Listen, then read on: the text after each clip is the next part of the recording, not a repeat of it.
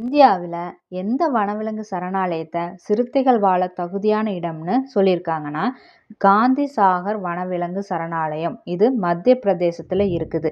நமீபியா மற்றும் தென்னாப்பிரிக்காவிலேருந்து சிறுத்தைகளை கொண்டு வந்திருக்காங்க. இதற்கு முன்னாடி இந்தியாவில் குனோ தேசிய பூங்காவில் மட்டும்தான் சிறுத்தைகள் வாழ தகுதியான ஒரு இடமா இருந்துச்சு.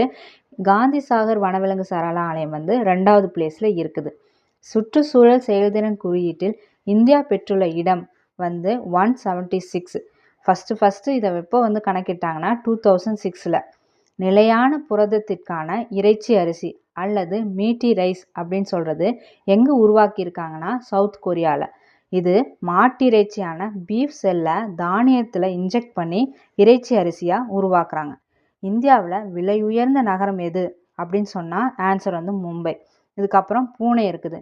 உலக அளவில் ஏசியாவில் விலை உயர்ந்த நகரத்தில்